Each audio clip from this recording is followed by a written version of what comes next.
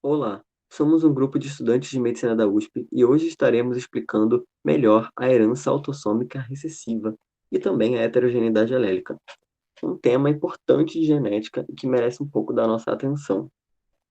Primeiro de tudo, precisamos saber o que é isso. Para tal, a gente reparou um vídeo ilustrativo com conceitos básicos de genética que explica alguma dessas bases. Resumidamente, a genética explica que nossas características são herdadas dos nossos genitores e que a cada célula do nosso corpo carrega dentro de si esse código genético herdado na forma de cromossomos, que são distribuídos em pares nos seres humanos, formando um total de 46 cromossomos, 23 paternos e 23 maternos.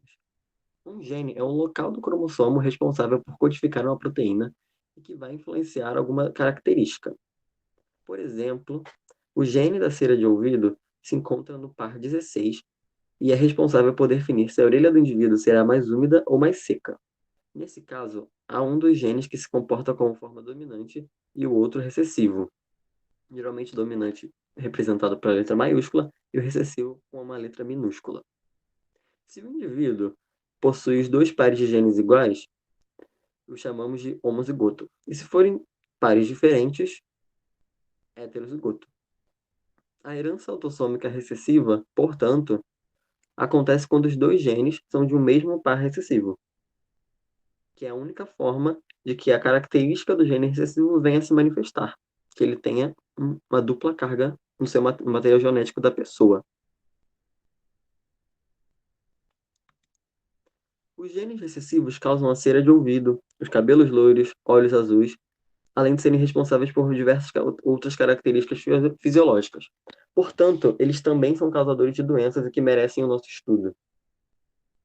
Para exemplificar as doenças causadas pelos genes recessivos, temos o caso clínico 1, do Eduardo, de 2 anos, e suas principais queixas são o baqueteamento digital, a perda de peso e o suor salgado.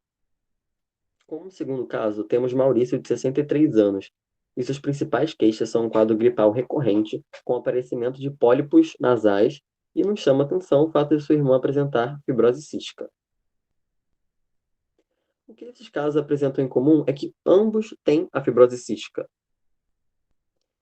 Essa doença é muito utilizada como exemplo de uma patologia com herança autossômica recessiva e é causada por mutações no gene CFTR. Porém, se são casos da mesma doença, por que elas se apresentam de forma tão diferente? É a pergunta até intuitiva que se faça observando esses dois casos clínicos. A resposta está justamente na heterogeneidade alêlica, que é o fenômeno no qual diferentes mutações no mesmo loco causam um determinado fenótipo, o que pode ser observado nas diferentes mutações de Maurício e Eduardo. Apesar de apresentarem mutações diversas, ambos apresentam a doença. No caso de Eduardo, ele apresenta as duas mutações iguais em delta F508, sendo, portanto, um homozigoto real, enquanto que Maurício apresenta apenas a mutação A455E, que causa a doença, sendo, portanto, um heterozigoto composto, pois, mesmo sendo heterozigoto, há um desenvolvimento da doença, nessa forma mais branda, quando comparado a Eduardo. A causa da diferença entre os casos clínicos está na correlação genótipo-fenótipo, onde os genes e as mutações codificam proteínas diferentes. Logo, há diferentes fenótipos causados por essa diversidade de proteínas. Lembrando que onde codificam a informação para codificar a proteína justamente fica no gene.